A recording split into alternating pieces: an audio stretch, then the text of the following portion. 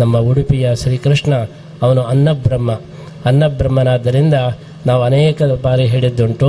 Udupi hotels ಎಲ್ಲ ಕಡೆ ಪ್ರಚಾರ ಆಗಲಿಕ್ಕೆ ಕಾರಣ ಏನೆಂದರೆ ಉಡುಪಿ ಕೃಷ್ಣನ ಅನುಗ್ರಹದಿಂದ ಎಲ್ಲ ಉಡುಪಿ ಹೋಟೆಲ್ಸು ಜಗತ್ತಿನಲ್ಲಿ ಎಲ್ಲ ಕಡೆ ಅದು ಪ್ರಚಾರ ಆಗಿದೆ. ಎಷ್ಟು ಪ್ರಚಾರವಾಗಿದೆ ಅಂದರೆ ನಾವು ಅಮೇರಿಕದಲ್ಲಿರುವಾಗ, ಕೊಲಂಬಸ್ನಲ್ಲಿರುವಾಗ ಒಬ್ಬ ಮಹಿಳೆ ಬಂದು ನನ್ನ ಹತ್ರ ಕೇಳಿದಳು, ಸ್ವಾಮಿಗಳೇ ನೀವು ಎಲ್ಲಿಂದ ಬಂದಿದ್ದೀರಿ ಅಂತ ಕೇಳಿದರು. ನಾನು ಹೇಳಿದೆ ನಾನು ಉಡುಪಿಯಿಂದ ಬಂದೆ ಅಂತ ಹೇಳಿ.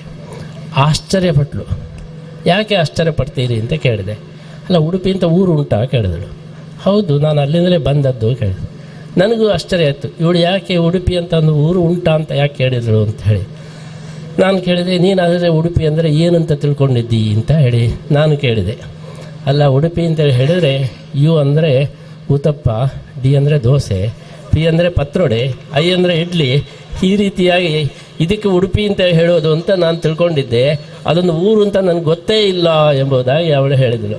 ಈ ರೀತಿ ಉಡುಪಿ ಇವತ್ತು ಅನ್ನಬ್ರಹ್ಮನ ಅನುಗ್ರಹದಿಂದ ಆಹಾರ ಪದಾರ್ಥಗಳಿಗೆ ಅಷ್ಟು ಪ್ರಸಿದ್ಧಿಯಾಗಿದೆ. ಅದಕ್ಕೆ ಕಾರಣ ಉಡುಪಿ ಹೋಟೆಲ್ಸ್. ಉಡುಪಿ ಹೋಟೆಲ್ಸು ಇಷ್ಟು ಪ್ರಸಿದ್ಧಿ ಆಗಲಿಕ್ಕೆ ಕಾರಣ ಏನು ಅಂತೇಳಿ ಹೇಳಿದರೆ ಅನ್ನಬ್ರಹ್ಮನ ಸನ್ನಿಧಾನದಿಂದ ಇಷ್ಟು ಪ್ರಸಿದ್ಧಿಯಾಗಿದೆ. ಇವತ್ತು ಉಡುಪಿ ಎಂಬುದು ಜಗತ್ತಿನಲ್ಲಿ ಹೋಟೆಲ್ನ ಬ್ರ್ಯಾಂಡ್ ಆಗಿದೆ. ಹಾಗಾಗಿ ಅದಕ್ಕೆ ಕಾರಣ ಕೃಷ್ಣನನ್ನು ಇಲ್ಲಿ ಅನ್ನಬ್ರಹ್ಮನನ್ನಾಗಿ ಉಪಾಸನೆ ಮಾಡಿದಂತಹ ಒಂದು ಆಚಾರ್ಯರ ಅನುಗ್ರಹದಿಂದ ಉಡುಪಿ ಹೋಟೆಲ್ಸು ಎಲ್ಲ ಕಡೆ ಪ್ರಚಾರವಾಗಿದೆ. ಉಡುಪಿಯವರಲ್ಲದೇ ಇದ್ದವರು ಕೂಡ ಇವತ್ತು ಉಡುಪಿ ಹೋಟೆಲ್ಸ್ ಅಂತ ಹಾಕ್ತಾ ಇದ್ದಾರೆ.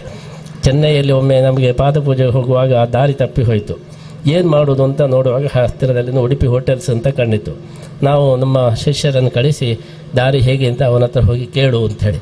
ಅವ ಹೋಗಿ ತುಳುವಿನಲ್ಲಿ ಮಾತಾಡಿದ್ರೆ ಹೀಗೆ ಹೇಳಿದ, ತುಳುವಿನಲ್ಲಿ ಇಲ್ಲ, ನಾವು ಉಡುಪಿಯವನಲ್ಲ ಅಂತ. ಆಮೇಲೆ ಕೇಳಿದರು ತಮಿಳಿನಲ್ಲಿ, ನೀನು ಯಾಕೆ ಉಡುಪಿ ಹೋಟೆಲ್ಸ್ ಅಂತ ಹೆಸರು ಹಾಕಿದ್ದೆ ಅಂತ ಹೇಳಿ. ಅದು ಬಿಸ್ನೆಸ್ ಜಾಸ್ತಿ ಆಗಬೇಕು, ಅದಕ್ಕೋಸ್ಕರ ಹಾಕಿದ್ದೆ. ಉಡುಪಿ ಕೃಷ್ಣನ ಹೆಸರನ್ನು ಹಾಕಿದರೆ ಎಲ್ಲ ಬಿಸ್ನೆಸ್ಸು ಜಾಸ್ತಿ ಆಗ್ತದೆ. ಈ ರೀತಿ ಅನ್ನಬ್ರಹ್ಮನ ಒಂದು ಸನ್ನಿಧಾನ ಇಲ್ಲಿ ಇದೆ ಎಂಬುದನ್ನು ಸೂಚನೆ ಮಾಡೋದಕ್ಕೋಸ್ಕರ ಉಡುಪಿ ಹೋಟೆಲ್ಸು ಇವತ್ತು ಎಲ್ಲ ಕಡೆ ಪ್ರಸಿದ್ಧವಾಗಿದೆ. ಆ ಉಡುಪಿ ಹೋಟೆಲ್ಸನ್ನು ಮೊಟ್ಟ ಮೊದಲಿಗೆ ಪ್ರಚಾರ ಮಾಡಿದವರು ನಮ್ಮ ವುಡ್ಲ್ಯಾಂಡ್ಸ್ ಹೋಟೆಲ್ನ ಕೃಷ್ಣ ಭಟ್ಟರವರು. ಅವರು ಚೆನ್ನೈಯಲ್ಲಿ ಅವರು ಎಲ್ಲ ಹೋಟೆಲ್ ಮಾಲೀಕರಿಗೆ ಬ್ರಹ್ಮನ ಹಾಗೆ ಮೂಲ ಒಂದು ಮಾಲಕರಾಗಿ ಚೆನ್ನೈನಲ್ಲಿ ವುಡ್ಲ್ಯಾಂಡ್ಸ್ ಹೋಟೆಲ್ನ ಒಂದು ದೊಡ್ಡ ಪ್ರಸಿದ್ಧಿಯನ್ನೇ ಪಡೆದವರು.